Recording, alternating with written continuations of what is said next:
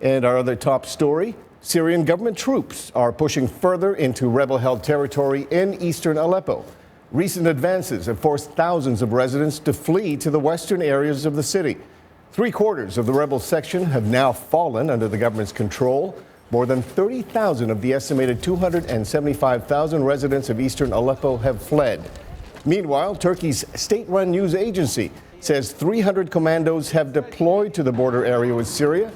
Turkey supports the anti-government forces and has called for the removal of Syrian President Bashar al-Assad. And to discuss the situation in Aleppo, we are joined from New York by our United Nations correspondent, Margaret Besheer. Welcome, Margaret.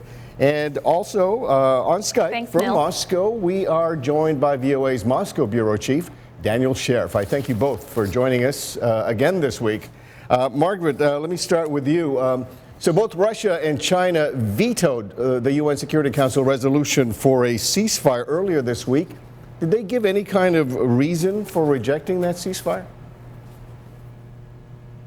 Well, the Russians are always on the defensive lately in the Security Council. This resolution was to get a 7-day ceasefire so that humanitarian aid could go in and sick and injured could be evacuated from eastern Aleppo. But the Russians blocked it, and it put them in a very bad position doing that. So they were saying that it wasn't the right timing. They wanted the fighters out. That's their big thing. They're worried about the terrorists that are based in eastern Aleppo, the foreign fighters from Jabhat al-Nusra, the group that is based there. They're worried about them escaping and what have you, so they blocked it. But it put them in a very bad light, and the Chinese went along for the ride this time, which interestingly enough they didn't do last time. So I take it, Margaret, that this means there will be no food or aid for any of the civilians in Aleppo. No, and their situation, as you know, is dire. No aid has gone into the eastern part of Aleppo since July. Yesterday, we heard from Staffan de Mistura, who's the UN envoy for Syria. He said that, we've heard estimates over the last few months that about 250,000 to 275,000 people are besieged in eastern Aleppo. He said with the recent evacuations, about 32,000 people have left in recent days. And there was an announcement yesterday that I think Daniel will talk more about out of Moscow, that Syria is going to suspend military operations, but we don't know for how long over eastern Aleppo.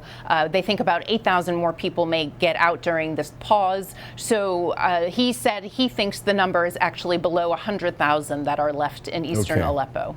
Daniel, as you heard Margaret say, this looks pretty bad for Russia right now, but until that ceasefire comes into effect, or until Syria actually stops fighting, what does Russia want in exchange for a ceasefire? Is it making any demands right now? Well, from Russia's public statements from after meetings that took place between Foreign Minister Sergei Lavrov and the U.S. Secretary of State John Kerry, it seemed pretty clear that the Russian side wants to have some kind of a deal on militants getting out of eastern Aleppo. How they're going to be taken out, and they're going to be taken out before they're going to agree to any kind of a ceasefire. Although many are speculating that the Russians are trying to help the Syrian military to cement some of the gains that they've made in eastern Aleppo. Yeah. The Russian Ministry of Defense just in the last hour or so said that the Syrian army controls now about 93% of eastern Aleppo. And around over 10,000 people in the last 24 hours have left, including about 1,000 militants that they say have been pardoned. It's not really clear what that means or how that process might have gone forward. There's been a lot of concern about hundreds of men who have apparently disappeared after having evacuated out of eastern Aleppo, and the United Nations has made some comments of concern about that Margaret may know a little bit more about. Daniel, and I guess this is what I'm trying to get at. Is Russia or Syria worried that a ceasefire now might give the rebels time to regroup? Is that one of the concerns here?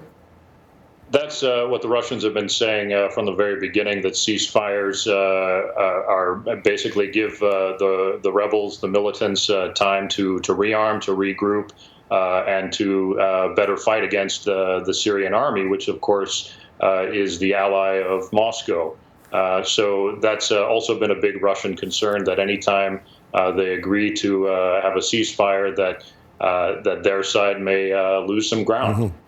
So Margaret, let me get back to you now. So how are UN members reacting to the Russian veto? Are you getting any reaction yet? Well, there was a call this week by Canada and Germany.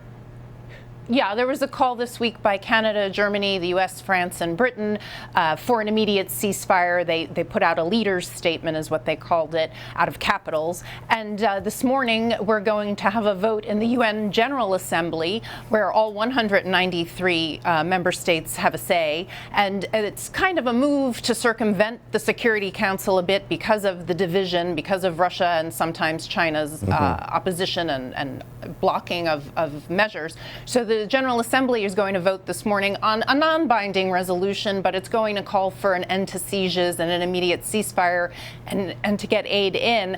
And the point of that really is to make a moral statement. You know, if you have a huge majority of the 193 states backing this, it sends the signal that you know, we're united, and it also isolates Moscow and Beijing further in the public mind, you know. So it's a twofold sort of exercise. Right. Margaret, you suggested that the situation is getting pretty desperate for some civilians there. How many civilians are actually trapped in the city right now, and how dire is the situation for them so long as this fighting continues? Right. So Mr. de Mistura said yesterday that he thinks it's closer to less than 100,000 at this point. He thought some of the earlier estimates might have been over-exaggerated of people trapped there.